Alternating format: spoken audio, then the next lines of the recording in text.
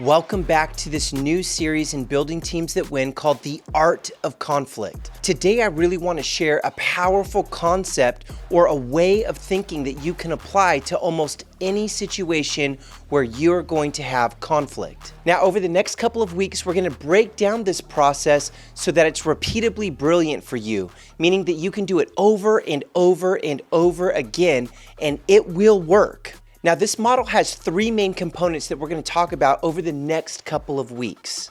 And these are things that you can do no matter where your conflict is happening, whether it's happening at home, whether it's happening at work, or whether it's happening with a random person in line at Starbucks. And those three steps that we're going to be talking about that are part of this model are very easy to remember.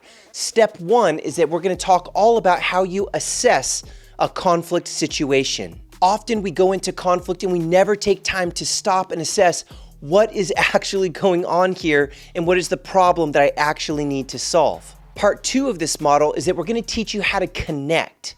You first assess what's going on, and we're going to teach you how to make a personal connection with the person who you're having conflict with, which can fundamentally change the outcome of the conflict. And part three is the piece that almost everyone misses, and it is to measure. How will I know if this conflict has been successful or not? So often, even if you're doing really good and you've assessed the situation and you've even done the work to connect with the person, we often miss that last step, which is how do we measure this? How do we know if we're actually winning or not? So today we're going to dive into step one, which is to assess. Now, I don't know about you, but I know that for me, when conflict shows up, I often don't see it coming. It shows up in such a way that it causes me to want to react. And we've talked a lot about this. When you go into reaction mode, you step out of the forward-thinking planning part of your brain and you go into the reactionary part of your brain. Fight, flight, or freeze. And when you're in that mode, you don't make as good of decisions. So the first step that I want to teach you in this model is that you need to assess. And what I mean by assess the situation is that you really need to start first with yourself. Because before you can solve a conflict with someone else, you have to make sure that you're first self-stabilized. And I know that so often we get in these moments where there's big emotions or someone comes at us really aggressively or strong and we don't even realize it, but we go into survival mode with them. And if they're in survival mode and I'm in survival mode, then I don't have really anything to contribute to them in that moment. I'm just gonna pour gas on their fire. So the first step of assessing the situation is actually first self-reflecting a little bit and asking yourself, am I stable? Are my emotions stabilized? Am I in reaction mode? Or am I in a place where I'm actually processing and thinking this thing through? It's so easy, even for the best of us, to have a moment where someone comes at us with a 10 out of 10 energy and we want to match that energy. But the moment we match people's energy, we actually tend to lose because now it creates a confrontation instead of us actually being able to solve the problem. So this first part of assessing the situation is that we've got to stabilize ourselves. Am I emotionally calm? Am I in a place of peace? Or am I in reactionary mode where I just want to punch back? Because the moment I start punching back, it's going to put the other person on the defensive. And the moment they're on the defensive, by the way, they're not in their forward-thinking planning brain. They are now in reactivity mode. And you can't reason with a person when they're in reactivity mode. So you have to self-stabilize first. Now, once I've self-stabilized, this is often when I'll ask myself a question. And the question is, what do I want to really have happen out of this conflict? Now, if when I ask myself that question, the place I go to in my mind is that I want to punish them, I want to make them pay for what they did, they made me miserable and they're going to know it. If I'm in that state of mind, that means that I'm still in a punishment mindset. And punishment really is what blows up conflict. We've talked with so many leaders, and I said, if you had to say that conflict blows people up or it bonds people together, most people fall on the side of it blows up relationships. That's what conflict does. But that's not actually very productive. Conflict has the power to bond people together, but it doesn't bond people together if you're trying to punish them.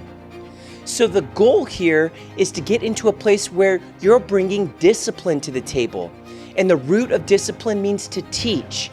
And to teach means that we want to help the other person to learn. We don't want to crush them. We want to grow them. So when I ask myself, what do I want out of this? A good cue to me is, do I want them to pay or do I want them to learn? Now, once I've established that, by the way, I call that beginning with the end in mind. What do I want the end product of this conflict to be? I've got to think that way. But the second thing I want to do is I want to take into account the emotions of the other person. Like, I want to ask myself, I wonder what they're feeling. I wonder what they're going through. I wonder why they're having such a big response or why this happened. And before I jump to a judgment, before I jump to a conclusion, I want to check in and see, hey, are you okay? I want to check in on that personal level, and I want to do the work before I get in the conversation to see if I might gain some understanding just by slowing down and thinking, I wonder where they're coming from. Why did they react or respond that way? Because as much as I can stabilize myself, it's going to be easier for me to help stabilize the other person if I've mentally or emotionally tried to walk a mile in their shoes so I could gain understanding on how they got to where they're at. So this is generally where I'll actually think through what could their potential reactions be to the conversation that we're going to have. And I might even ask myself, why might they be feeling this way? Because chances are that if they're feeling this way and it's like a 10 out of 10, but the situation was only like a 1 out of 10 situation, the chances are pretty high that they've had something like this happen in their past and it reminded them of that moment. So now they're responding to the past, not just what's happening right now. See, often we have pain from our past that shows up in our present when we never got healing. And what that does is it changes our future. So that pain back here that we never dealt with, it can show up in these moments. And often we're dealing with conflict with people and we're like, why are they having such a big reaction? It's because they had a pain way back here that they never healed. And I know that we're not therapists. I know that you're not a licensed counselor, but it's often that we play these roles as leaders and as owners and as managers where we're actually in the in-between. And we need to be aware that sometimes people's pain from the past shows up here in the present, but it's our job to help them move beyond that to create a new opportunity instead of another blow up. What helps me with this is I'll often ask myself the question, is this a normal behavior? Is this like a repeated pattern? Or is this just something that is happening in this moment? Because if it's something that's just happening in this moment and it's out of the ordinary, it's not usual, it's not normal, that's a time when I like to lean in with compassion and a lot of grace and a lot of understanding, go, hey, this isn't normally how you function. What's going on? Are you okay? And I ask those questions from a true place in my heart, like I really care for them. But if it is a repeated habit, if it is a repeated behavior, often that conversation still has a lot of grace. It still has a lot of compassion. I still come with curiosity. Hey, what's going on here? But the goal is to lead towards a higher level of accountability and often to go back to, where has this shown up before in your life? Where has this been present? Because that's often the path to help that person uncover what's really bothering them.